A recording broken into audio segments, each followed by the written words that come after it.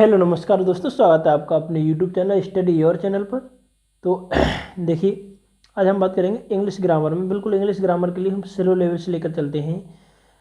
तो सबसे पहले हम देखेंगे पास्ट इंडेफिनिट टेंस के लिए। पास्ट, इससे पहले मैं एक वीडियो पहले अपलोड कर चुका हूँ, इंग्लिश ग्रामर होती क्या है, ये डाल के सर्च कर सकते हैं। तो उसमें जो मैंने सब कुछ समझाया है, पास्ट प्रेजेंट फ्यूचर तीनों टेंसों के बारे में समझाया है। तो उसके बाद में हम देखते हैं past indefinite tense. Past indefinite tense क्या होते हैं, ठीक है। तो इससे पहले यदि आप चैनल पर नए हैं तो चैनल के नीचे जो लाल कलर का सब्सक्राइब बटन होगा उसे क्लिक करके उसे दबा दें, चैनल के लिए सब्सक्राइब कर लें। और बराबर फिर उसके बाद में एक घंटी आएगी, उसमें ऑल बटन के लिए भी प्रेस कर दें, ठीक है।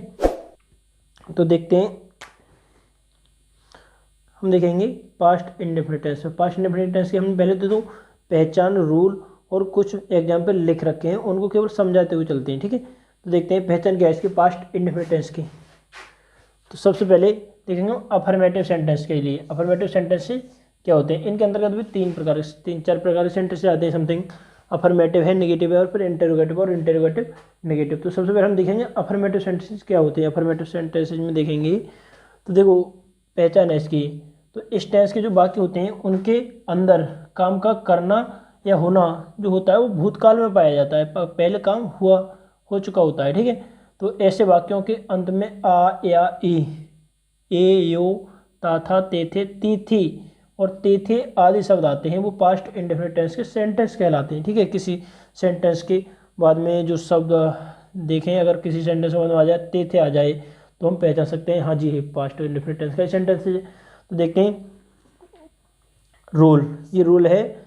तो रूल नंबर 1 है, जो इनके बाद में था, थी, थे ये शब्द आते हैं तो हम इनकी कोई अनुवाद, अंग्रेजी अनुवाद नहीं करते हैं। वैसे हम था के लिए बाद का प्रयोग करते हैं और थे के लिए वर्ग का प्रयोग करते हैं, थी के लिए भी वर्ग बाद का प्रयोग करते हैं, ठीक है। तो इनमें हम बाद या वर्ग का प्रयोग नहीं करते हैं।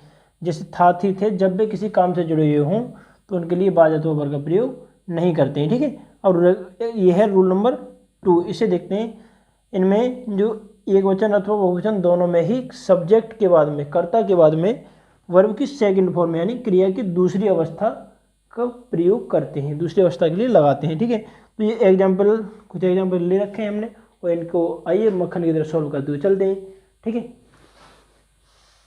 तो पहला एग्जाम्पल है, वह कल आगरा गया था। तो इसे हम बनाएंगे he went to आगरा। अब देखो, कल के लिए क्या लगाएंगे, टुमारो। जी नहीं, टुमारो नहीं लगाएंगे। देखिए, कल दो प्रकार के होते हैं। कल, एक कल तो होता है आने वाला कल और एक होता है बीता हुआ कल। तो इसमें कौन सा कल है, और इस बात का भी ध्यान रखें, आने वाले कल के लिए, जो कल आने वाला है उसके लिए हम टुमारो का प्रयोग करेंगे हमेशा, टुमारो।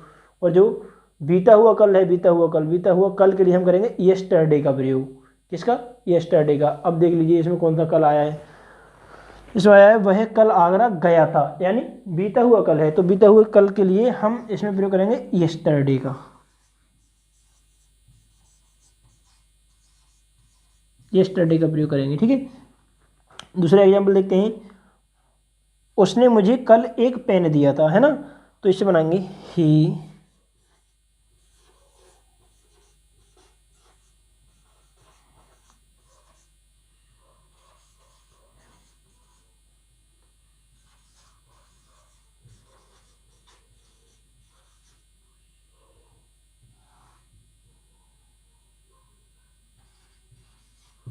ठीक है।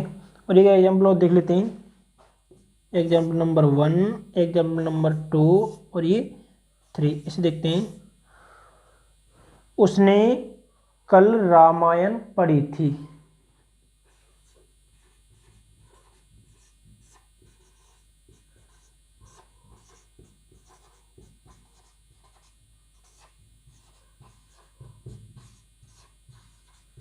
रामायण पढ़ी थी। तो देखो बनाइए ही। अब इसमें वर्ब क्या है, पढ़ी थी। तो पढ़ी थी, इसकी सेकंड फॉर्म में रीड। और मज़े की बात यह है, रीड की सेकंड फॉर्म रीड ही रहती है, लेकिन बोलने में से रेड बोलते हैं, he read. He read the Ramayana.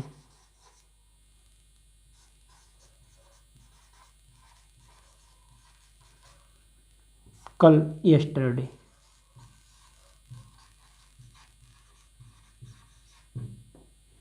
ठीक है, ये दो अफर्मेटिव सेंटेंस है। ठीक है, अब वो ये अफर्मेटिव सेंटेंसेस की बात चल रही थी। अब देखते हैं हम नेगेटिव सेंटेंस के बारे में। नेगेटिव सेंटेंस क्या होते हैं? नेगेटिव सेंटेंस के लिए कहते हैं नकारात्मक वाक्य, और इनके लिए कहते हैं सकारात्मक वाक्य।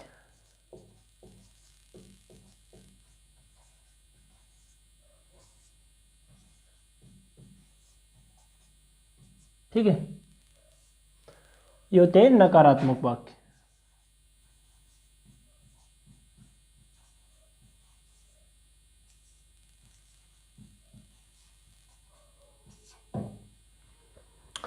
तो इनमें क्या है, देखो इनका जो रूल, दो रूल है, इसके भी हमने लिख रखे हैं पहले से। तो रूल नंबर 1 है, उसे देखते हैं। इन वाक्यों में प्रत्येक कर्ता के बाद में डिड नॉट लगाकर वर्ब की फर्स्ट फॉर्म का प्रयोग करते हैं। देखो अफर्मेटिव में हमने किसका प्रयोग किया था? इसमें वर्ब की सेकेंड फॉर्म का प्रयोग किया है, सेकेंड। लेकिन इसमें करेंगे वर्ब की फर्स्ट फॉर्म का प्रयोग। ये एग्जाम्पल इसका भी ले रखा है, एक बार इसे देखते हैं। वह कल विद्यालय नहीं गया था, वह कल विद्यालय नहीं गया था, तो इसे बनाएंगे हम ही। लगा दीजिए did not, did not, he did not. अब जाने क्या लगाएंगे? इसमें तो हमने लगाई है वेंट, क्या लगाया है? वेंट लगाइए। लेकिन इसमें क्या, इसमें वेंट लगाएंगे क्या? जी नहीं, बिल्कुल नहीं लगाएंगे। इसमें वर्ब की फर्स्ट फॉर्म का प्रयोग करेंगे। He did not go to school.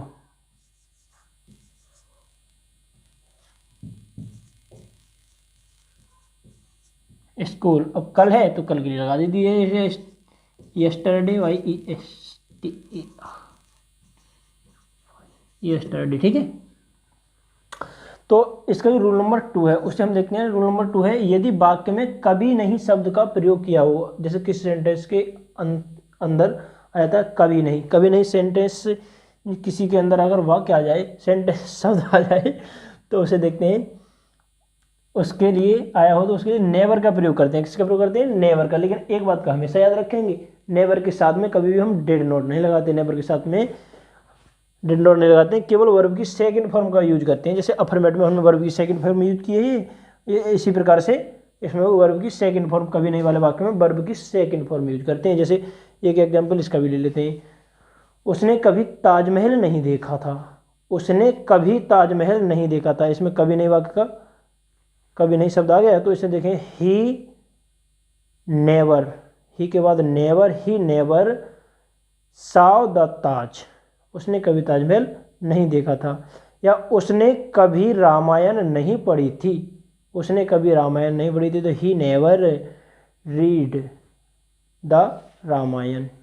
ठीक है, आगे देखते हैं इंटेरोगेटिव सेंटेंस है, प्रश्नवाचक वाक्य। ठीक है, इंटेरोगेटिव सेंटेंस में देखते हैं, इसके भी ये रूल ले रखे हैं हमने, रूल लिख रखे हैं, और कुछ एग्जाम्पल भी समझाएंगे इसके। तो देखते हैं, सबसे पहले तो देखेंगे, यदि वाक्य का प्रारंभ प्रश्नवाचक शब्द से यानी क्या से हुआ हो, तो अंग्रेजी अनुवाद करते समय डिड को कर्ता से यानी कि सब्जेक्ट से पहले लगा देते हैं। इसका एक एग्जाम्पल देखते हैं। जैसे मान लीजिए, क्या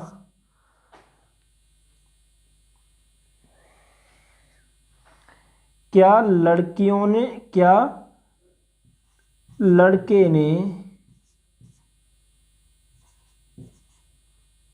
किताब पढ़ी थी।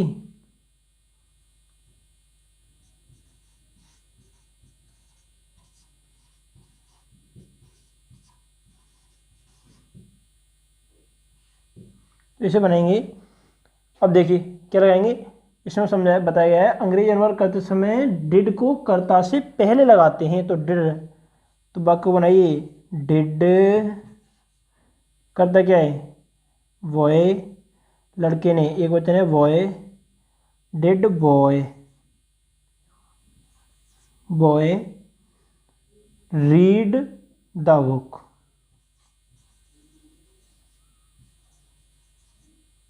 Read the book. ठीक है, और इसका ये रूल नंबर 2 है, उससे भी देखते हैं। ये तो प्रश्नवाचक शब्द वाक्य के प्रारंभ में आ जाए तो इस प्रकार से बनाते हैं ऐसे, और यदि प्रश्नवाचक शब्द जैसे कब, कोई भी प्रश्नवाचक शब्द हो एक्स वाई जेड, अगर वाक्य के बीच में आ जाए तो क्या करेंगे, वाक्य के बीच में अगर कोई भी प्रश्नवाचक शब्द आ जाए तो यदि प्रश्नवाचक शब्द कब, क्यों, कैसे, कहाँ आदि वाक्य के बीच में आ जाएं तो अंग्रेजी अनुवाद करते समय सबसे पहले इसकी अंग्रेजी फिर डिड, फिर करता और फिर वर्ब की फर्स्ट फॉर्म लगाते हैं। कौन सी फॉर्म लगाते हैं, वर्ब की फर्स्ट फॉर्म का यूज करते हैं।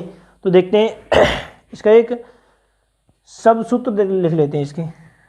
डिड, सबसे पहले प्रश्नवाचक शब्द की अंग्रेजी, कोई भी प्रश्नवाचक शब्द हो उसकी अंग्रेजी लगा लेते हैं। उसके बाद में did plus subject plus verb की फर्स्ट फॉर्म ऑफ वर्ब की फर्स्ट फॉर्म प्लस ऑब्जेक्ट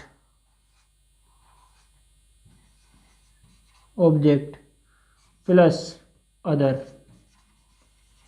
जो भी वाक्य के अंदर बच जाता है उसे बाद में लिख देते हैं। तो इसका एग्जाम्पल लेते हैं, बच्चा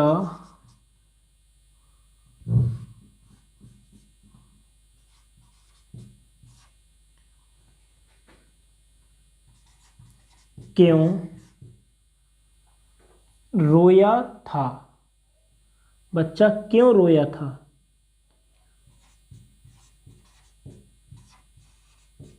तो देखिए शब्द सूत्र के आधार पर बनाइए इसके लिए। तो इसे देखते हैं, सबसे पहले प्रश्नवाचक शब्द क्या है इसमें, क्यों, तो क्यों को पकड़िए और सबसे पहले लेके आइए। तो क्यों की अंग्रेजी लाएंगे हम भाई। अब शब्द सूत्र क्या कह रहा है, डिड, उसके बाद में सब्जेक्ट क्या है, सब्जेक्ट बच्चा है तो बच्चा लगाइए। द चाइल्ड लगा सकते हैं, केवल चाइल्ड भी लगा सकते हैं। भाई डिड द चाइल्ड, भाई डिड द चाइल्ड। अब देखिए प्रश्नवाचक शब्द आ गया, डिड आ गया, सब्जेक्ट आ गया। अब वर्ब की फर्स्ट फॉर्म लगाइए। इसमें वर्ब क्या है, रोया। अब रोने की फर्स्ट फॉर्म क्या है, वीप, WEEP, वीप, बस। अब इसमें ऑब्जेक्ट कुछ है नहीं और अदर भी कुछ नहीं, तो बस यही रोक देंगे, ठीक है। और एक एग्जाम्पल और ले लेते हैं, जैसे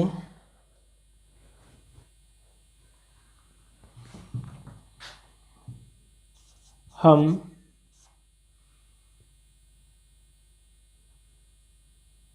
किताब क्यों, या हमने किताब क्यों खरीदी थी, हमने किताब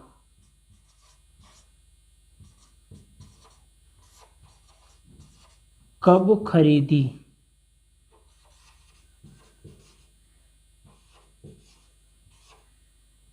थी, ठीक है। हमने किताब कब खरीदी थी। और एक बात का विशेष ध्यान रखेंगे, ये सेंटेंस होते हैं, इनके लास्ट में क्वेश्चन मार्क अवश्य लगाते हैं। क्वेश्चन मार्क मतलब जानते हो, ये वाला चिन्ह, ठीक है। तो इसे बनाएंगे। अब देखिए सबसे पहले प्रश्नवाचक शब्द लेके आइए। तो व्हेन हमने किताब कब खरीदी थी, व्हेन डिड वी, एक वचन नहीं है, वो वचन है वी, तो बी, व्हेन डिड वी। अब खरीदने की second form bought, BOUGHT, bought the book, BOOK, ठीक है। Thank you. इसी के साथ मैं अपने वीडियो के लिए विराम देता हूँ। और अगर वीडियो पसंद आई हो तो अपने दोस्तों के साथ में शेयर जरूर कर दें। Thank you.